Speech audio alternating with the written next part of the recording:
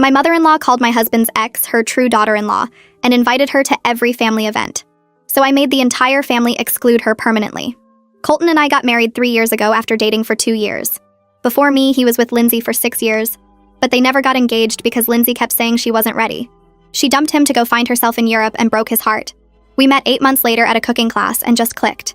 His mom, Diane, seemed happy for us at first, said she was glad Colton found someone who actually wanted to commit. The wedding was beautiful, small, just family and close friends. Diane gave this speech about welcoming me to the family and how happy she was to finally have a daughter-in-law. I thought we were good. Then Lindsay came back from Europe. She was broke, single, and suddenly really interested in being friends with Colton again. He shut it down immediately, told her he was married and happy. But Diane heard Lindsay was back in town and invited her to Sunday dinner without telling us. We showed up and there was Lindsay at the table like nothing had happened. Colton wanted to leave, but Diane made a big scene about how Lindsay was still family, and I needed to be mature about it. I tried to be cool, but Lindsay spent the whole dinner talking about inside jokes with Diane and old memories. Diane ate it up, laughing about things they did together, how Lindsay helped redecorate her kitchen, how they went to wine tastings every month. After that, Lindsay was at every family event. Diane would invite her and not tell us until we arrived. Easter, Memorial Day, 4th of July, there was Lindsay. Diane would introduce her to people as Colton's ex, who was like a daughter to her. She'd introduce me as Colton's wife, nothing else. No warmth, no relationship to her, just Colton's wife like I was some random addition. The real problem started at Diane's birthday party. She had this whole photo display of family memories and half the pictures were of Lindsay and Colton from when they dated. Our wedding photo was nowhere. When Colton asked about it, Diane said she must have forgotten to put it up. But there were 3 pictures of Lindsay from just last month at their wine tasting. Then Diane had Lindsay stand next to her for the birthday toast and called her the daughter she never had. I was standing right there, her actual daughter-in-law, holding the cake I'd made from scratch. The worst moment was at Thanksgiving. Diane's sister was visiting from Texas, and Diane introduced everyone. She got to Lindsay and said, "This is my true daughter-in-law, the one who should have married Colton," then pointed at me and said, "This is his current wife." His aunt looked confused and asked if Colton had been married twice. Diane said no, just once, unfortunately. Lindsay actually laughed. Colton lost it and we left. But Diane called him crying, saying he was choosing me over his mother, that Lindsay understood family values and I was turning him against everyone. She actually said Lindsay would have never let him leave a family holiday. Colton told her to stop, but Diane kept going. She started planning family photos and only inviting Lindsay. She'd post them online, talking about her beautiful family. She threw Lindsay a birthday party and called it a celebration for her daughter. When I got pregnant, Diane's first response was to ask if we were sure we wanted kids since our marriage probably wouldn't last like Colton and Lindsay's relationship did. That's when I decided Diane wanted Lindsay as family so bad, she could have her. First, I started being the perfect daughter-in-law, but only to everyone except Diane. I helped Colton's dad with his garden, brought him lunch at work, and remembered his medications. I became best friends with Diane's sister, calling her weekly, sending her grandkids birthday gifts Diane forgot about. I helped Diane's elderly mother with grocery shopping and doctor appointments. Everyone started noticing how involved I was, while Diane was always busy with Lindsay. Then I started scheduling things. I'd plan family events on days I knew Diane had committed to Lindsay. Colton's dad's birthday dinner, she missed it because Lindsay had concert tickets. The grandkids' school play, she wasn't there because Lindsay needed help moving. Family reunion, Diane didn't show because Lindsay had a crisis about some guy. Each time, I'd make sure everyone knew why Diane wasn't there.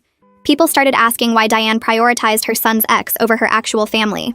The masterstroke was Christmas. I organized the entire family Christmas at our house, invited everyone from Diane's side, Colton's dad's side, and cousins from 3 states. Told them all Diane was co-hosting with me. Then I told Diane the wrong date, and I told her it was the 26th when it was actually the 23rd. She believed it because she was distracted planning Lindsay's Christmas Eve party. Christmas came, and 30 people showed up. Everyone was asking where Diane was. I acted confused, said she'd been so involved with Lindsay lately that she must have mixed up dates. Colton's dad confirmed Diane was at Lindsay's. The whole family was talking about how Diane chose Lindsay over her own family at Christmas. When Diane showed up 3 days later for what she thought was Christmas dinner, everyone was gone. She saw the dishes, the decorations, the family photo we'd taken without her. She realized what had happened and started screaming that I'd tricked her. I stood in our doorway watching her face turn red, the family photo crumpling in her grip. Colton moved closer to me, his hand finding mine, and I could feel how tired he was from months of this. She kept yelling about betrayal and manipulation, saying I'd turned her own family against her. The photo was from Christmas, all 30 people smiling without her, and she couldn't stop staring at it. She demanded to know how I could do something so cruel to her. I didn't say anything because I knew whatever I said would make it worse. She was shaking, actually shaking with anger, and kept asking the same question over and over like I owed her an explanation. Colton squeezed my hand and stepped forward. He told his mother she made her choice when she picked Lindsay over everyone else at Christmas. His voice stayed calm and even, which seemed to make her angrier. He explained that we invited her to the right date, that she got the same invitation as everyone else. He said she chose to believe Lindsay's party was more important than her own family's Christmas. She tried to interrupt, but he kept talking, listing all the times she'd picked Lindsay over family events. His dad's birthday, the grandkids' school play, the family reunion. She'd missed everything because Lindsay needed something. She turned on him fast, pointing her finger in his face. She told him I'd poisoned him against her, that the old Colton would never choose a wife over his mother. She said he used to understand family loyalty before I came along. She kept going, saying Lindsay would never have let this happen, that Lindsay understood what family meant. I stayed quiet and watched her dig herself deeper. Colton's jaw was tight, but he didn't yell back. She noticed I wasn't saying anything and turned to me, asking why I was just standing there. I shrugged and told her I had nothing to add. That made her even madder. She started pacing on our porch, talking about how she'd welcomed me into the family, and this was how I repaid her. Within 2 hours, 3 family members had texted me asking what was going on because they'd heard her screaming from inside their cars when they drove past. My phone rang 2 days later while I was making lunch. Wayne's name showed up and I almost didn't answer because I figured he was calling to defend her.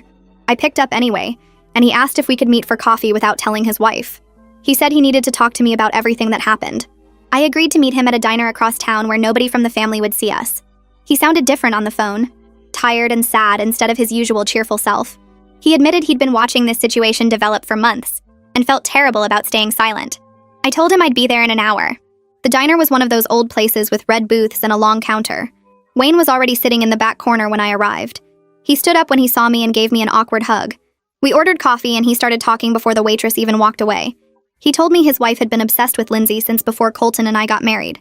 He said she took the breakup harder than Colton did, that she cried for weeks when Lindsay left for Europe. He explained that his wife saw Lindsay as the daughter she never had, someone who understood her in a way her own kids didn't. I listened and drank my coffee while he kept going. He said he tried to talk to her about it multiple times, but she wouldn't listen. She'd tell him he didn't understand women's friendships, that her relationship with Lindsay was special. Wayne looked down at his coffee cup and said his mother-in-law had been asking him why his wife never visits anymore. He said Isabella called him last week wondering if she'd done something wrong. He was running out of excuses to give her. He wanted to support his son's marriage but didn't know how to handle his wife's behavior without making everything worse. He asked me what he should do. I stirred sugar into my coffee and thought about it for a minute. His wife had put him in an impossible position and he knew it. I told him he should start making his own decisions about family events instead of just following his wife's lead. I said he didn't need her permission to see his grandkids or have dinner with his son. He looked relieved when I said it, like he'd been waiting for someone to give him permission. He admitted he'd been wanting to spend more time with the grandkids anyway, but his wife always had plans with Lindsay on those days. He said he missed half of his grandson's baseball season because she scheduled wine tastings during the games. I told him the grandkids would love to see him more and that Colton needed his support right now. He nodded and said he'd start coming over for dinner once a week. He asked if that would be okay, and I told him he was welcome anytime. My phone rang the next week while I was folding laundry. Haley's name popped up and I answered on the second ring. She said half the family was talking about what happened at Christmas and asking her what was really going on. She wanted to know the truth, because people were giving her different versions of events. I invited her over that afternoon, and she showed up with cookies from the bakery down the street. We sat at my kitchen table and I explained everything. I told her about Lindsay showing up at Sunday dinner without warning, about the birthday party with no wedding photo, about Thanksgiving when her sister called Lindsay the true daughter-in-law. I showed her the texts and the social media posts. Haley's face changed as I talked, going from confused to shocked to angry. She put down her coffee and admitted she thought I was making things out to be bigger than they were before. She said seeing her sister miss Christmas for Lindsay's party made everything click into place. She apologized for not taking my concerns seriously earlier and asked how she could help fix the family damage. Her voice got quiet when she talked about how her sister used to be different, how she used to show up for family before Lindsay came back. She said she didn't recognize her sister anymore. I told her it wasn't her fault that her sister made bad choices. I explained to Haley that I wasn't trying to keep her sister away from family. I said I just needed her to understand that being family means showing up for family, not picking an ex-girlfriend over your own relatives. Haley agreed and said she'd been thinking the same thing but didn't know how to say it. She suggested we plan a family gathering for their mother's birthday that her sister couldn't dismiss as easily. She said Isabella's birthday was coming up in 3 weeks, and it would be the perfect chance to show her sister what she was missing. I liked the idea, and we started making plans right there at my kitchen table. Haley pulled out her phone and started a list of people to invite. She said we'd make it special for their mother and maybe her sister would finally see what mattered. 2 weeks passed and Colton's phone started ringing more often. His brother called first on a Tuesday evening while we were making dinner. I watched Colton step outside to take the call and stayed in the kitchen chopping vegetables. He came back 20 minutes later looking tired and sat down at the table without saying anything. His sister texted him the next day asking if they could talk. I handed him his phone when it buzzed and told him to handle it however he needed to. He went into our bedroom and closed the door. I heard his voice through the walls but couldn't make out the words. When he came out an hour later, he looked like he'd been crying. I hugged him and he held on tight for a long time. His siblings needed to hear everything from him because I was the wife and they were his family. The conversations happened over the next few days. Colton talked to his brother again on Thursday morning before work. He called his sister back that night after dinner. I stayed in the living room while he paced around the kitchen explaining years of Sunday dinners and birthday parties and holidays with Lindsay at every single one. He told them about the photo display at Diane's birthday with no wedding picture of us. He explained the Thanksgiving introduction, where their mother called Lindsay the true daughter-in-law right in front of me. His voice got louder when he talked about our pregnancy announcement and how Diane asked if we were sure we wanted kids since our marriage probably wouldn't last. I heard him say Lindsay's name over and over. I heard him say his mother chose his ex over his actual wife at Christmas. When he finished talking to his sister, he came into the living room and collapsed on the couch next to me. He put his head in his hands and said they had no idea. His brother thought Diane was just being nice to Lindsay because she'd dated Colton for so long.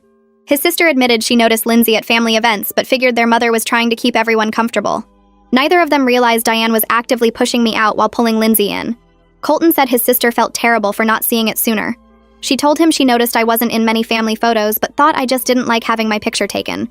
She never questioned why Lindsay was always there because their mother acted so normal around everyone else. The family group chat that Diane created 6 months ago suddenly lit up with activity. My phone buzzed 3 times in a row while I was folding laundry.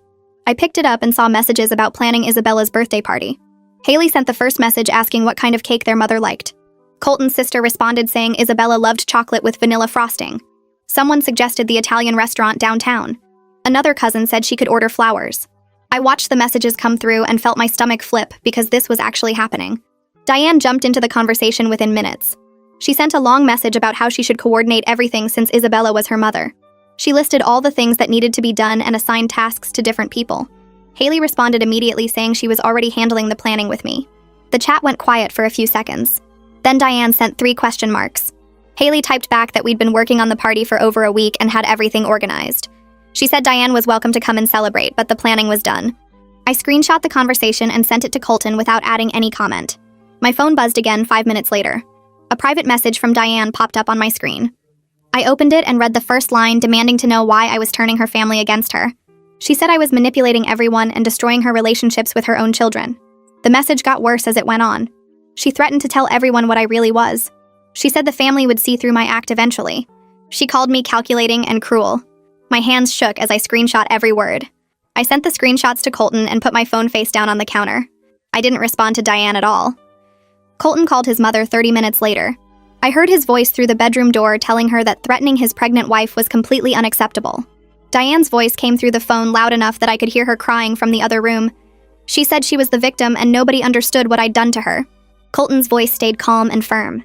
He told her he wouldn't tolerate threats against me anymore. He said she needed to stop blaming me for consequences of her own choices. Diane kept crying and saying she just wanted her family back. Colton said the door was open when she was ready to prioritize actual family over Lindsay. Then he ended the call. I focused on planning Isabella's party with Haley over the next week. We texted back and forth about menu options and decorations. Haley called me Tuesday afternoon and we talked for an hour about what would make the party special. I genuinely cared about Colton's grandmother because she'd always been kind to me. She never made me feel like an outsider or compared me to Lindsay. We chose her favorite restaurant and made a reservation for Saturday afternoon. The guest list included everyone from the extended family except Lindsay, because she wasn't actually family no matter what Diane said. Haley and I split the tasks. She ordered the cake and I handled the decorations. We picked out a beautiful bouquet of purple flowers because Isabella mentioned loving purple once during a grocery store trip. Diane called Haley on Thursday morning. Haley texted me right after saying their conversation went badly. She called me back during lunch and explained that Diane demanded to know if Lindsay was invited. Haley told her no and explained that family events were for family. Diane started yelling about how Lindsay was more family than I would ever be. Haley said she told their sister that she was being ridiculous and hurtful. Diane hung up on her own sister without saying goodbye. Wayne called me Friday evening to confirm he was coming to the party. His voice sounded lighter than I'd heard in months. He said he picked out a gift himself and wanted to make sure we had enough chairs. He mentioned he'd been having lunch with Isabella every week now, and she was doing better since I'd been helping with her appointments. Saturday afternoon came and everyone showed up at the restaurant by 2 o'clock. Isabella arrived with Wayne and looked surprised to see so many people waiting. The table was set with the purple flowers and everyone had brought cards and gifts. Diane wasn't there. Isabella looked around and asked where her daughter was. The table got quiet. Wayne reached over and gently told his mother-in-law that Diane was sick today. Isabella frowned and pulled out her phone to text her daughter. Wayne put his hand over hers and said Diane had been very busy lately with her friend Lindsay. Isabella looked confused. She asked who Lindsay was because she'd never heard Diane mention this person. Nobody spoke for a few seconds. Haley cleared her throat and explained that Lindsay was Colton's ex-girlfriend who Diane had become very close with over the past couple years. Isabella's face changed from confused to disappointed. She looked at me and then at Colton and asked if this was true. Colton nodded and said his mother had been prioritizing Lindsay over the whole family, including missing today's celebration. Isabella's face changed from confused to something sadder, something that looked like she'd just learned her own daughter had picked a stranger over her. She reached across the table and her hand felt small and warm when it grabbed mine. She squeezed my fingers and told me I was a good girl for putting this whole party together for her. Her voice cracked a little when she said it and I could see tears starting in her eyes. Wayne put his hand on her shoulder and the whole table sat there quiet for a minute. Then Isabella looked around at everyone and said she was happy to be here with family who actually showed up. Haley started talking about the cake, and the mood shifted back to celebration, but I could tell everyone was thinking about what just happened. We sang happy birthday, and Isabella blew out her candles and smiled, but her eyes kept drifting to the empty chair where Diane should have been sitting. After the party ended and we helped clean up, people started pulling me aside in the parking lot. Colton's brother came up while I was loading gifts into our car and said he had no idea things were this bad with his mom. He looked embarrassed when he admitted he thought I was being too sensitive about the Lindsay situation. He promised he was going to sit down with Diane and have a real talk about her priorities because missing her own mother's birthday was crossing a serious line. Haley hugged me before we left and whispered that 3 other family members had said the same thing to her. She looked relieved that people were finally seeing what she'd been trying to tell them for months. Wayne walked us to our car and thanked me again for taking care of his mother-in-law. He said Diane used to handle all that stuff, but she'd been so distracted lately that Isabella's doctor appointments and grocery trips just weren't happening unless I did them. I woke up the next Tuesday morning feeling sick and barely made it to the bathroom before throwing up.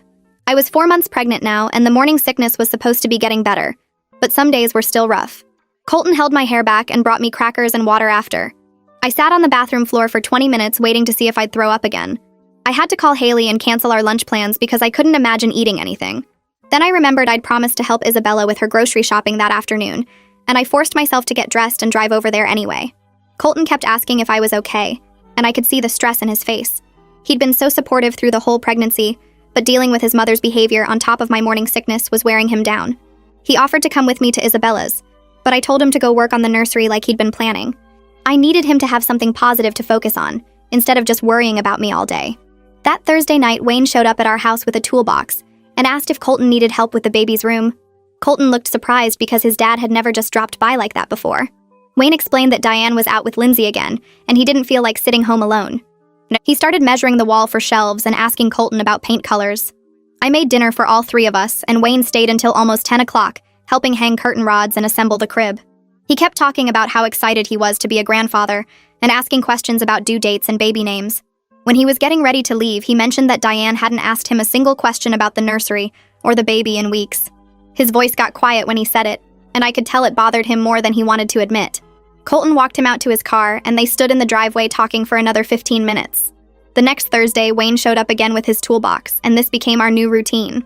Every Thursday, he'd come over for dinner and spend the evening helping with baby prep. He never called ahead or asked if it was okay. He just showed up like he needed to be there. Diane must have noticed Wayne was gone every Thursday because 3 weeks into our new routine, he came over looking upset. He told us Diane had confronted him at home that morning and accused him of betraying her by spending so much time with us. She'd said I was trying to steal her husband along with her son. Wayne's hands were shaking when he repeated what she'd told him. He said he'd finally had enough and told Diane straight out that he was choosing to have a relationship with his son and his future grandchild. He told her she was welcome to join them anytime, but he wasn't going to miss out on being a grandfather just because she wanted to play house with Lindsay. Diane had screamed at him that he was picking sides, and he'd said yes, he was picking his actual family. We sat at the kitchen table, and Wayne looked like he'd aged 10 years in one conversation. Colton reached over and squeezed his dad's shoulder and told him he was proud of him for finally speaking up. The screenshots started showing up in my phone on Saturday afternoon. First one from Haley, then one from Colton's sister, then one from his brother. Lindsay had posted a whole photo album on social media from another wine tasting with Diane. The captions were all about found family and chosen mothers and the special bond between women who truly understand each other. There were pictures of them holding wine glasses and laughing. Pictures of them with their arms around each other. One picture had a caption about how blood doesn't make you family, love does. Haley's text asked if I'd seen this garbage. Colton's sister wanted to know if his mom had lost her mind. His brother sent 3 question marks and nothing else. I looked at the photos and felt nothing except tired. I was too pregnant and too sick and too focused on actual important things to care about Diane's social media drama. I didn't respond to any of the screenshots people sent me. I put my phone on silent and spent the afternoon organizing baby clothes that people had given us. Colton came in and found me folding tiny onesies and asked if I'd seen what his mom posted. I told him yes and that I didn't care anymore. He looked relieved that I wasn't upset, and then he grabbed his phone and started blocking Lindsay on every platform he could think of. He blocked her on everything, and then he called his mother. I could hear him from the nursery telling Diane that she needed to stop discussing his marriage with his ex-girlfriend. His voice was calm but firm, and he wasn't asking. He was telling her. He said if she wanted to have any relationship with him or his child, then Lindsay's name needed to stop coming out of her mouth when she talked about his family. Diane must have said something back because Colton's jaw got tight and he repeated himself slower. Then he hung up. Colton came into the nursery and sat down on the floor next to me. He looked exhausted and hurt in a way that made my chest ache. He told me his mother had refused everything he'd asked for. She'd said Lindsay understood her better than her own children did, and that she wasn't going to apologize for having a friend who actually cared about her feelings. Colton's eyes were wet when he repeated what she'd said, and I could tell something inside him had broken. I put down the baby clothes and wrapped my arms around him, and we just sat there on the nursery floor. He cried quietly against my shoulder, and I held him while he processed that his mother valued his ex-girlfriend more than she valued him. We stayed there until it got dark outside, and neither of us said anything because there wasn't anything left to say. Haley called me 3 weeks later with an idea for a baby shower. She wanted to host it at her house and invite all the women in the family. She listed off names of aunts and cousins and Colton's sister, and then she paused and asked if I wanted her to invite Diane. I sat there holding the phone and thinking about whether I even wanted Diane at my baby shower. Part of me hoped she'd come and act normal and show that she cared about her grandchild. Part of me knew she'd probably bring Lindsay or make the whole day about her feelings. I told Haley to invite her because it felt wrong not to, even though I was already preparing myself for disappointment. Haley said she'd send the invitation, and we'd see what happened.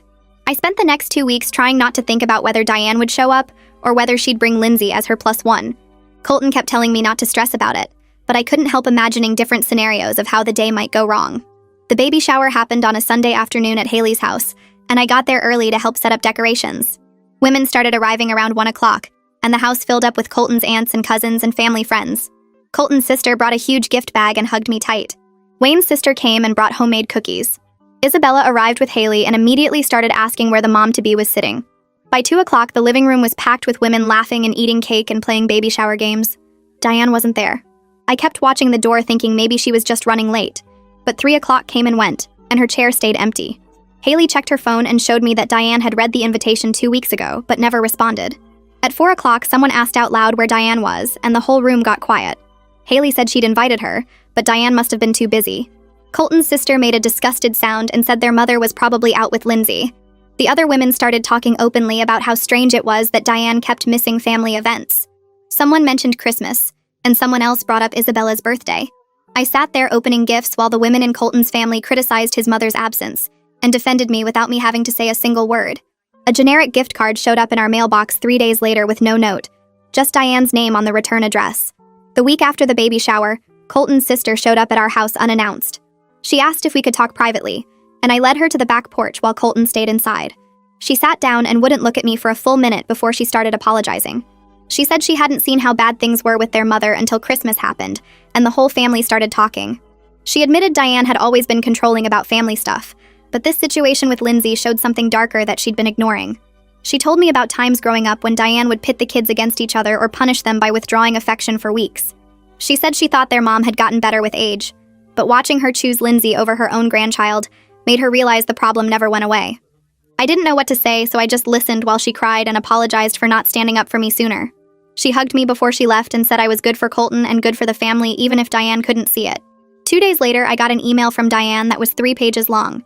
She explained that she wouldn't be coming to family events anymore because the family had clearly chosen me over her. She wrote that I'd manipulated everyone with my fake kindness and destroyed her relationship with her children. She said I'd turned her own mother against her and poisoned her husband's mind. She claimed Lindsay was the only person who truly understood family loyalty, and everyone else had abandoned her. The email went on about how she'd given her whole life to her family, and this was how they repaid her. She said she hoped I was happy now that I'd won and taken everything from her. I read it twice and then forwarded it to Colton without responding. Colton spent an hour writing his response and showed it to me before he sent it. He'd made a detailed list of every family event Diane had missed because of Lindsay over the past year. He included the dates and what Lindsay's excuse was each time. He listed every hurtful thing Diane had said about our marriage starting from when we got engaged. He wrote about the Thanksgiving introduction and the Christmas photo incident and her reaction to my pregnancy. He ended by saying the door was open when she was ready to prioritize actual family over her obsession with his ex-girlfriend. He said he loved her, but he wouldn't let her hurt his wife and child anymore. I watched him hit send and saw his hands shaking. Wayne came over 3 days later and asked to speak with us privately. We sat in the living room and he looked older than I'd ever seen him. He told us he'd been sleeping in the guest room for 2 months because he couldn't stand watching Diane choose Lindsay over their grandchild. He said he'd tried talking to her about it, but she accused him of betraying her too. He was considering a separation if things didn't change soon because he couldn't live with someone who cared more about her son's ex than her own family. He cried when he said it, and Colton hugged him for a long time. Wayne asked if he could come over for dinner once a week and help set up the nursery.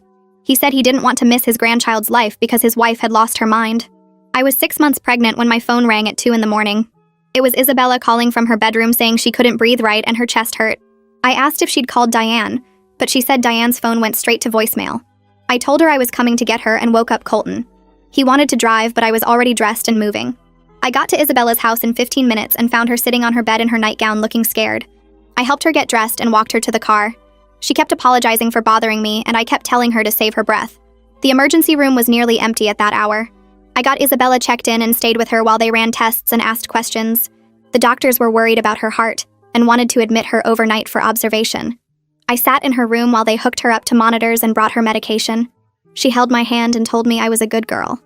Wayne arrived after his shift ended at 6 in the morning. He came straight from work, still wearing his uniform, and hugged me with tears running down his face. He thanked me for being there for his mother-in-law when his wife couldn't be bothered to answer her phone. I left them alone and went home to sleep for a few hours. Haley called Diane 6 times that morning to tell her their mother was in the hospital. Diane didn't answer any of the calls. Haley left voicemails and sent text messages explaining that Isabella had a medical emergency. Diane finally responded 12 hours later saying she was at a spa weekend with Lindsay and her phone had been off. She asked what happened like it wasn't urgent anymore. Haley told me about the conversation, and I could hear the anger in her voice.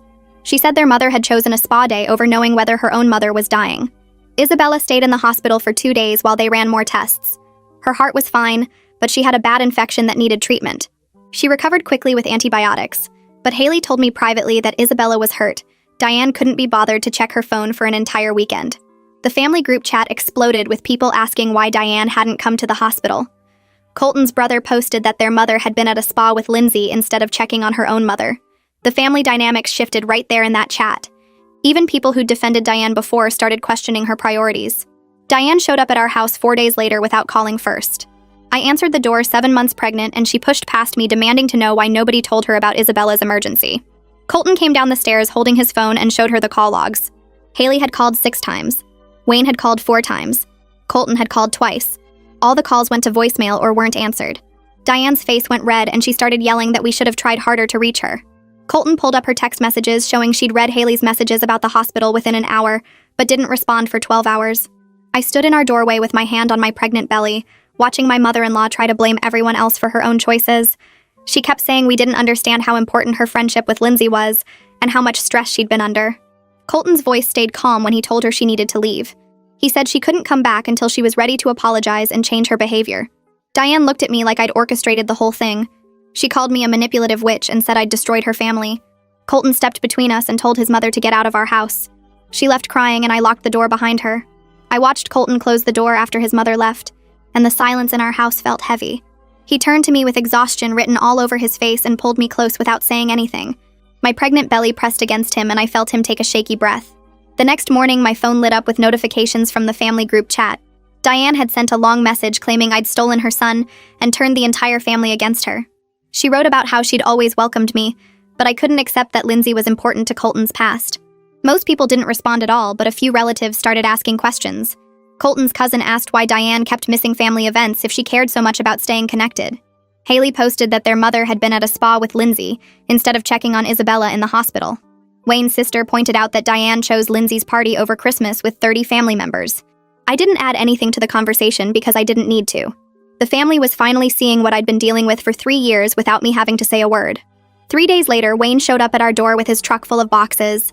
He looked tired but determined when he told us he'd gotten an apartment 15 minutes away. Colton helped him unload while I made coffee and tried not to look too interested in their conversation. Wayne explained he wasn't filing for divorce yet, but he needed space from Diane's obsession with Lindsay. He said he couldn't watch his wife choose someone else over their own grandchild anymore. I handed him his coffee and he thanked me for being patient with his family's mess. Wayne started coming over for dinner twice a week after that, always bringing something for the baby's room or helping Colton with house projects. He seemed lighter without Diane's constant drama pulling him down. I went into labor on a Tuesday afternoon 3 weeks before my due date. The contractions started while I was folding baby clothes in the nursery, and I knew immediately this was real. Colton drove me to the hospital with his hands gripping the steering wheel and his phone connected to his dad on speaker. Wayne said he'd be there in 30 minutes and would call everyone else. The hospital room smelled like antiseptic and the lights were too bright, but I focused on breathing through each contraction. Wayne arrived first, still wearing his work clothes, and kissed my forehead before stepping back to let the nurses work. Haley and Reed showed up an hour later with bags of snacks and worried faces. Colton's brother drove 3 hours from the city, and his sister flew in from 2 states away. The waiting room filled with family members who dropped everything to be there for us. Diane didn't come even though Wayne called her directly from the hospital hallway. I heard him on the phone explaining that I was in labor and the baby was coming early. His voice got sharper when she apparently asked if it was really necessary for her to drive all the way there today. He hung up and came back into the room looking angry and sad at the same time. Hours later, Colton's phone buzzed with a text from his mother saying congratulations, but she didn't want to intrude since the family had made it clear she wasn't welcome. He showed me the message between contractions, and I saw the hurt flash across his face before he put the phone away. The labor was long and hard, but every time I looked up, there was someone who actually cared holding my hand or bringing me ice chips. Our daughter arrived just after midnight, tiny and perfect with a full head of dark hair. The doctor placed her on my chest and I couldn't breathe for a second because she was so beautiful. Colton cut the cord with tears running down his face, and then everyone was crying and laughing at the same time. The nurses cleaned her up and checked all her measurements while I tried to process that I was actually a mother now. Wayne held his granddaughter with his whole body shaking and tears streaming down his face. I watched Colton take photos of his dad meeting the baby and felt grateful that at least one grandparent showed up when it mattered. Haley took a million pictures and Reed kept saying she looked just like Colton did as a baby. The hospital room stayed full of family until the nurses finally kicked everyone out so I could rest. We brought the baby home 3 days later to a house full of gifts and flowers from family members. I was exhausted and sore but happy to be in my own bed. Colton barely slept those first few nights, always jumping up to check on the baby or bring her to me for feeding. Wayne came by every morning before work just to hold his granddaughter for 20 minutes. On the 3rd day home, I was sitting in the nursery feeding the baby when the doorbell rang. Colton went to answer it and I heard Diane's voice in the hallway asking if she could come in. My whole body tensed up, but I stayed where I was with the baby latched on. Colton came upstairs with an envelope in his hand, and Diane following behind him. She was alone without Lindsay for the first time in forever and carrying bags of baby gifts. She asked if she could meet her granddaughter, and I saw real nervousness in her face. Colton sat down next to me and opened the letter while I kept feeding the baby. The apology letter talked a lot about how hurt Diane felt when the family were excluded her, and how she didn't understand why everyone turned against her. She wrote about missing Christmas and the birth because she felt unwelcome, not because she didn't care. There was barely anything about how her actions hurt us, or why she'd chosen Lindsay over her own family for so long. Colton finished reading and looked at his mother standing in the doorway of our nursery. He told her she could come in for 30 minutes, but this didn't fix everything that happened. Diane moved slowly into the room and sat in the rocking chair across from us. I finished feeding the baby and handed her to Colton so he could burp her. Then he carefully placed his daughter in his mother's arms, and Diane started crying immediately. She looked down at the baby and said she'd missed so much because she was stubborn and foolish. Her voice broke when she talked about not being at the hospital and not meeting her granddaughter right away. I watched carefully as she promised to do better and put family first from now on. The baby made little sounds, and Diane's face softened in a way I hadn't seen in years. After 30 minutes, Colton took the baby back and walked his mother to the door. She hugged him and left without arguing about the time limit. The next 2 months were busy with night feedings and diaper changes and learning how to be parents. Diane started showing up to family events without Lindsay, and nobody mentioned the change out loud. She came to Sunday dinners at Wayne's new apartment and helped Haley plan Isabella's birthday celebration. I watched her apologize to Isabella for missing so much time together and saw her grandmother hug her with forgiveness. She apologized to Haley for choosing Lindsay over their relationship as sisters. One afternoon, she came over while Colton was at work and asked if we could talk. She sat at my kitchen table and apologized for how she treated our marriage from the beginning. She admitted she'd been wrong about everything, and she understood if I couldn't forgive her right away. I didn't say much because I needed to see if her actions matched her words this time. I don't know. Wayne told us one evening that he'd agreed to try marriage counseling with Diane. They'd been meeting with someone twice a week, and he was slowly spending more time back at their house. He pulled Colton aside privately and explained that Diane had finally ended her friendship with Lindsay after realizing what it cost her. Apparently, Lindsay had gotten angry when Diane said she needed to focus on her real family, and they hadn't spoken in weeks. Wayne said the counselor was helping Diane understand why she'd gotten so attached to Lindsay in the first place. Something about wanting the daughter she never had, and projecting that onto someone who didn't actually want to be part of the family. I listened from the other room while holding the baby and felt cautiously hopeful that maybe things could actually get better now. Diane started showing up on Tuesdays and Thursdays to help with the baby. She'd arrive around 10 in the morning with coffee for me, and this careful smile that didn't quite reach her eyes yet. The first few visits were awkward because we both knew what had happened, and neither of us wanted to pretend it didn't matter. She'd hold the baby while I showered or folded laundry, and she actually asked questions about feeding schedules instead of telling me what I should be doing. When the baby cried, Diane would hand her back to me instead of trying to take over like she knew better. I watched her closely during those early weeks, looking for signs that this was temporary or fake. She brought meals she'd cooked herself, remembered that I couldn't eat dairy while nursing, and never once mentioned Lindsay's name. Colton would come home from work and find his mother reading to the baby in the nursery, and I could see him trying to figure out if this change was real too. We didn't talk about the past directly because that felt too raw, but Diane started apologizing through actions instead of words. She'd text before coming over, she'd leave when I said I needed to rest, and she stopped posting about family stuff on social media entirely. One Thursday afternoon while the baby napped, Diane sat at my kitchen table with her hands wrapped around a mug of tea. She looked tired in a way that seemed deeper than just lack of sleep. She started talking about how she'd watched me fit into the family so easily, how everyone loved me right away, and how that made her feel like she'd failed with Lindsay. Her voice got quiet when she admitted she'd been jealous of how naturally I belonged when Lindsay had always struggled to commit to anything. She said she'd projected all her disappointment about Lindsay onto our marriage because it was easier than admitting she'd invested years in the wrong relationship. The words came out slowly, like she'd been practicing them in therapy, and I could tell this confession cost her something. She looked at me with red eyes and said she was genuinely sorry for making me feel unwelcome in my own family. I didn't know what to say because part of me was still angry and hurt, but another part recognized that this moment mattered. I told her I appreciated the apology, and I needed to see consistent change before I could fully trust her again. She nodded and said she understood, that she'd earned my doubt, and she planned to prove herself through actions. The baby's christening planning started a month later, when Colton and I decided on a date at our church. I was nervous about including Diane in the planning because this felt like a test of whether her changes were real or temporary. She called me one evening and asked if she could help organize the celebration, and I could hear the hope in her voice mixed with fear that I'd say no. I agreed, but set clear boundaries right away about guest lists and planning decisions. I told her that Haley and I were making the final calls on everything, and she could contribute ideas but not take over. Diane agreed immediately without arguing or trying to negotiate for more control. We had a planning meeting at Haley's house where I laid out exactly what I wanted for the christening, and Diane took notes and asked questions instead of pushing her own vision. When I said no to her suggestion about the flowers, she just said okay and moved on to the next topic. Haley kept giving me these surprised looks because we both expected more resistance. The next few weeks of planning showed me that Diane meant what she'd said about respecting boundaries. She worked alongside Haley to book the venue and coordinate the catering, and she never once tried to go around me to make decisions. When relatives called her asking about the christening details, she directed them back to me instead of taking over those conversations. She helped address invitations at my kitchen table while I fed the baby, and she didn't complain when I was rejected her first draft of the wording. The guest list discussion could have been a disaster, but Diane accepted every name I included without questioning my choices. Lindsay's name never came up during any planning meeting, and I watched Diane carefully for signs that she was struggling with that exclusion. If it bothered her, she kept it completely hidden. She seemed focused on proving she could be the grandmother and mother-in-law I needed rather than the one she'd been before. Haley told me privately that Diane had called her crying one night, grateful that I was giving her this chance to be involved. The christening happened on a sunny Saturday morning with the whole family gathered at the church. Our daughter wore the christening gown that had been in Colton's family for 3 generations, and Diane had spent hours carefully pressing and preparing it. The ceremony was beautiful and simple, and afterwards we had a reception at a restaurant near the church. Diane had helped set up all the decorations the night before, working late with Haley to make sure everything looked perfect. When it came time for speeches, Diane stood up with a piece of paper in her shaking hands. She talked about family and second chances in a way that felt humble instead of performative.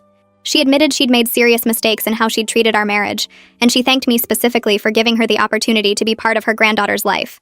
Her voice broke when she said she didn't deserve this second chance, but she was grateful for it every single day. The room was quiet while she spoke, and I could see other family members wiping their eyes. She looked directly at me when she finished and said she hoped to spend the rest of her life proving she could be the mother-in-law and grandmother we deserved. 2 weeks after the christening, Wayne called a family dinner at their house to make an announcement. Diane looked nervous when we all gathered in their dining room, and Wayne held her hand while he explained that they'd been going to marriage counseling twice a week for 3 months. He said the counseling had helped them reconnect and remember why they'd fallen in love 30 years ago. Then he announced they were planning to renew their vows on their 30th anniversary in 6 months. Diane added that she wanted the whole family there to witness them recommitting to each other and to being better family members. The family erupted in congratulations and hugs, and I watched Isabella cry happy tears while holding her daughter. Colton squeezed my hand under the table, and I knew he was thinking the same thing I was about how far his parents had come. Haley immediately started planning the vow renewal ceremony, and everyone talked about how this felt like a new beginning for the whole family. Sitting in bed that night after the dinner, I realized something important about everything that had happened. Standing up for myself and setting hard boundaries had actually saved this family instead of destroying it like Diane had claimed. She'd needed to face real consequences and lose access to her family before she could see how badly she'd damaged her relationships. If I'd just kept accepting her behavior and trying to be nice, nothing would have changed.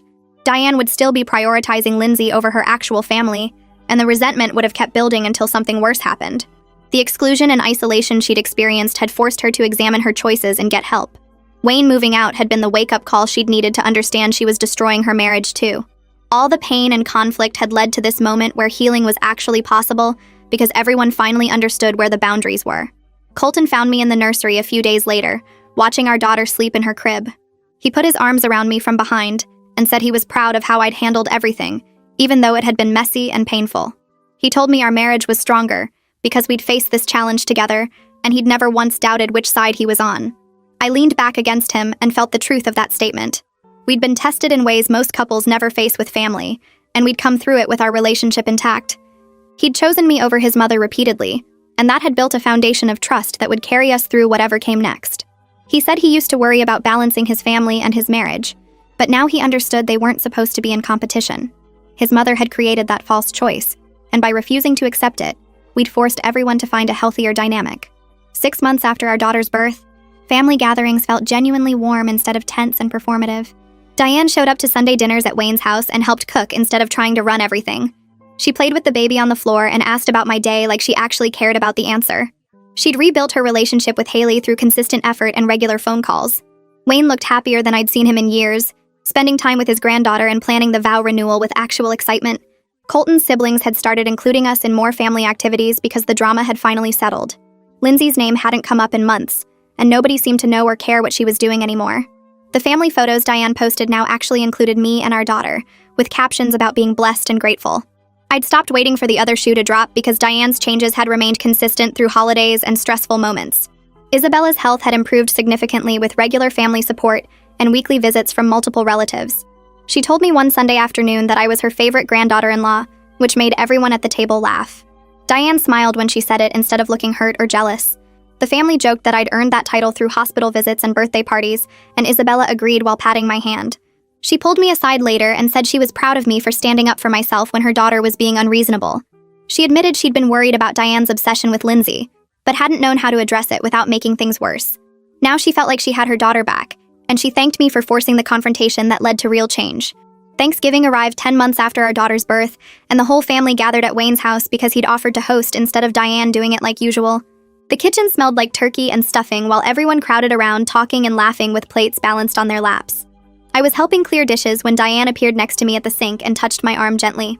She asked if we could talk privately for a minute and led me into Wayne's study where family photos lined the walls.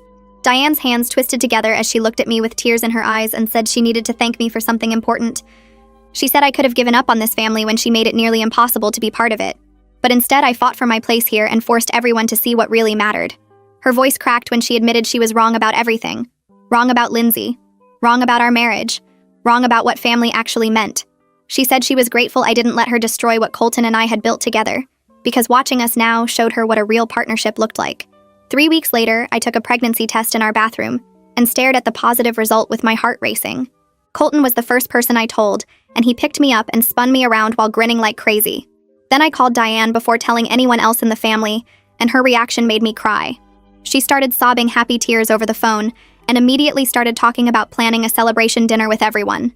She asked if she could help with anything I needed and promised to be there for every doctor appointment if I wanted her there.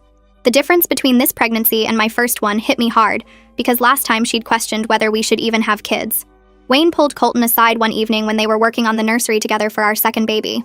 I was downstairs, but Colton told me later that his dad said something that stuck with him. Wayne admitted that my actions over the past year had actually saved his marriage by forcing Diane to see what really mattered before it was too late. He said the family was closer now than it had been in years because everyone finally understood where the boundaries were and what showing up actually meant. Wayne thanked Colton for marrying someone strong enough to stand up for herself and smart enough to know how to fix what was broken. Our family found a balance over the following months that felt different from before in important ways. I was respected as Colton's wife and our children's mother without having to prove myself constantly. Diane rebuilt her relationships through consistent effort and regular presence instead of trying to control everything.